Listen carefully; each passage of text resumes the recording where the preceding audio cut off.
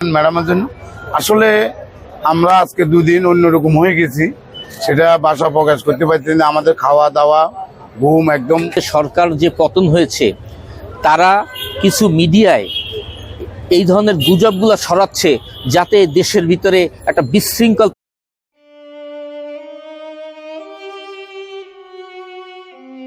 জি আসসালামু আলাইকুম। আসলে আমি ফেনী থেকে আসছি, আমার বাড়ি ফেনী পরশুরাম। আমি আসছি এখানে।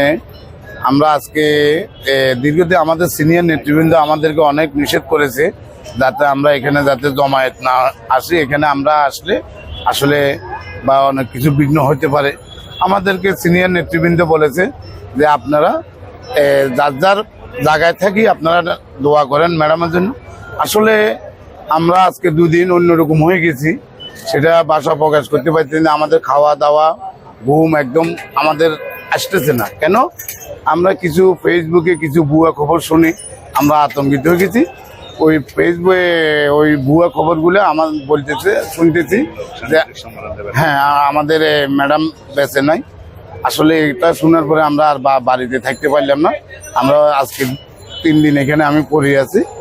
আসলে উনি আমার নেত্রী না, শুধু উনি 18 কোটি মানুষের নেত্রী, উনি সারা বাংলাদেশের নেত্রী। দেখেন এই দেশে অনেক সরকার, অনেক দলের রাষ্ট্র, অনেক প্রধান এই দেশে ছিল। এখন আমাদের দেশ নেত্রী বেগম খালেদা জিয়ার মতন এরকম নেত্রী আগামী 100 বছরে বাংলাদেশে আসবে বলে আমার মনে হয় না। আমাদের এমন একটা নেত্রী, হিন্দু বৌদ্ধ খ্রিস্টান সবাই ওনার জন্য দোয়া করতেছে।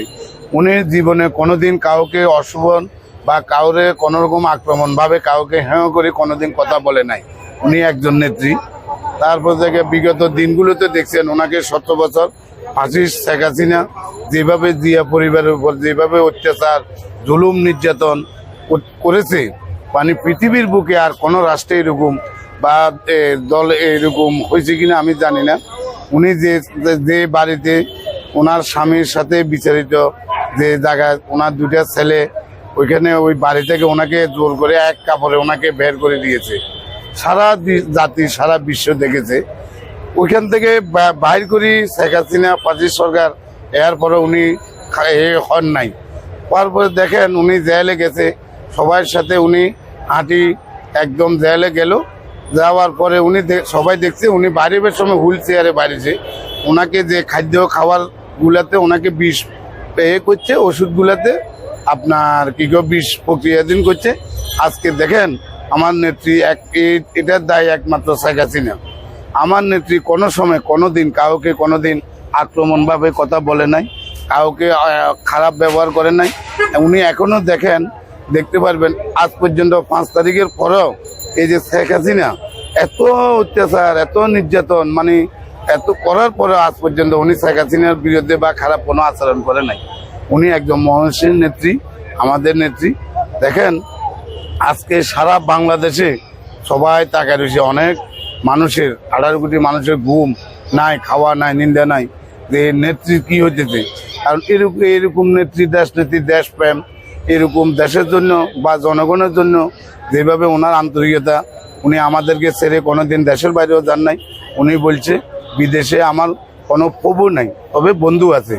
উনি এই দেশে দুঃখে দুঃখে এই আজকে মৃত্যুবরণের পথে গেছে। আমরা দোয়া করি ইনশাল্লাহ আগামী 15ই ডিসেম্বরের ভিতরে উনি সুস্থ হয়ে 16ই ডিসেম্বর উনি হাসি মুখে বাসায় যাবেন, এই প্রত্যাশা করি। আমরা মহান আল্লাহর কাছে দোয়া করি, আল্লাহ আমাদের নেত্রীকে দীর্ঘ ন্যায় হায়াত দান করি। আপনার কুদরতি উসুলা দিক, আপনি তো উসুলা দিয়ে আমার নেত্রীকে আপনি আরেকটা বার ওনাকে আমাদের মাঝে ফিরিয়ে এনে দেন। মহান আল্লাহ তাআলা আল্লাহর কাছে আমরা এই প্রার্থনাই করি। পরিচয় দিয়ে আপনার বিসমিল্লাহির রহমানির রহিম। আমি মোহাম্মদ সরোয়ার হোসেন।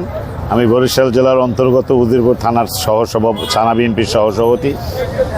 আজ এখানে এসেছি সেই আমাদের 17 কোটি মানুষের নেত্রী দেশ নেত্রী বেগম খালেদা জিয়া। উনি আজকের এখানে দীর্ঘদিন ধরে অসুস্থ অবস্থায় শুয়েছেন। জানি না আল্লাহ তাকে কি অবস্থায় রেখেছেন। বিভিন্ন খবর বিভিন্ন গুজব শুনি, কিন্তু আমরা আর এলাকায় টিকতে পারিনি। আমার মায়ের জন্য এখানে ছটফট করছে বেগম খালেদা জিয়া, শুধু তারেক রহমানের মা না, উনি 17 কোটি মানুষের মা, উনি 17 কোটি মানুষের জননী। উনি আজকের বিশ্বব্যাপী উনি বিশ্ব নেত্রী হয়ে গেছেন। এই খালেদা জিয়া শুধু একজন নেত্রীই না, তিনি সাবেক 3 বারের প্রধানমন্ত্রী তথা বাংলাদেশ জাতীয়তাবাদী দলের প্রধানমন্ত্রী না, তিনি বাংলাদেশের মানুষের আশার ভরসা, আশার প্রতীক, গণতন্ত্রের প্রতীক, যেটা ইতিমধ্যেই তিনি প্রকাশ করছেন মাদার অফ ডেমোক্রেসি হিসাবে।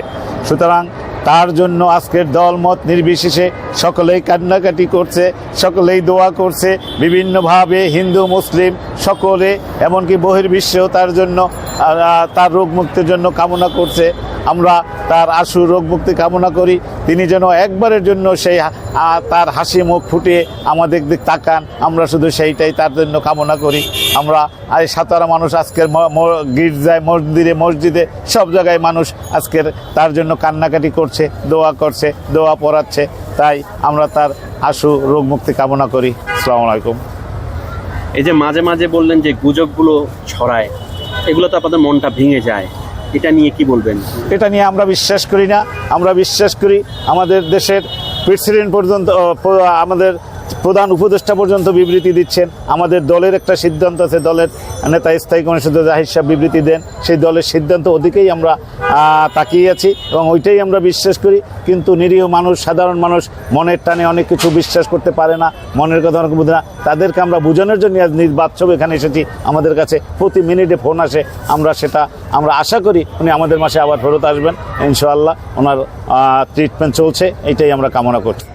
এই যে কোথাও কোথাও অলরেডি 2 দিন আগে শুনছি উনি নেই, মারা গেছেন, কেউ বলছে গোপন করছে, আসলে এই গুজবগুলো নিয়ে কি বলবেন?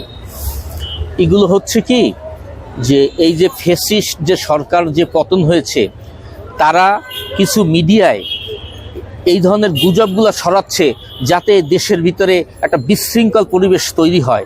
কারণ দেশনেত্রী বেগম খালেদা জিয়া এই জনগণের এই সমর্থন নিয়ে সে যে বাংলাদেশে যে সে যে একটা মানে তার যে একটা গুডউইল এবং সে যে সারা বাংলাদেশে যে দেশনেত্রী হিসেবে প্রকাশ পেয়েছে, এই জিনিসটাকে যাতে আপনার গুজব ছড়িয়ে দেশের ভিতরে একটা কোনো অরাজকতা পরিস্থিতি তৈরি করতে পারে কিনা, এই ফ্যাসিস্ট বিগত সরকারের এইটাই হলো তাদের কাজ। তারা গোপনে, এখন তারা যেহেতু নিষিদ্ধ দল, এখন তাদের কাজই হয়েছে যে দেশে প্রোপাগান্ডা ছড়িয়ে দেশকে একটা অস্থিতিশীল পরিবেশ তৈরি করা। কারণ আল্লাহ যাকে যখন যতটুকু হায়াত দিয়েছে সে ততটুকু সে পর্যন্ত ইনশাল্লাহ টিকবে। আর আমরা আশা রাখি, আমরা এই দেশের 18 কোটি মানুষ দোয়া করছে যে আমাদের দেশনেত্রী খালেদা জিয়া আমাদের মাঝে আবারও ফিরে আসবে। কাজে গুজবকে আমরা কান দিচ্ছি না, এটা একটা গুজবই, এটা এই প্রোপাগান্ডাটা আমাদের, আবারও রিপিট করছি, এগুলা বিগত সরকারের যারা এজেন্ট আছে তারা কিছু এই মিডিয়া, তারা কিছু আপনার এই সোশ্যাল মিডিয়ায় এগুলো ছাড়ছে। মাগরিবের আগ মুহূর্ত, একটু পরে আজান দিবে, কেন সাক্ষাৎকার চলছে।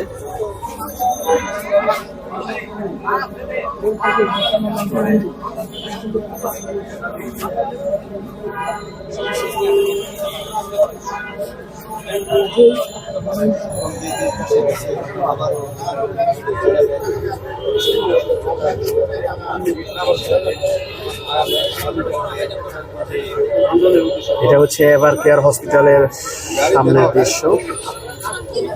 অনেক নেতা কর্মীরা সাক্ষাৎকার দিচ্ছে।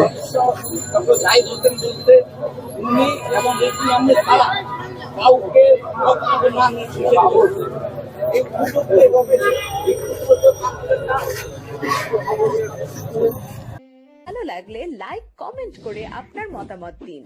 সাথে থাকার জন্য সাবস্ক্রাইব করুন এবং বেল বাটনটিতে ক্লিক করুন।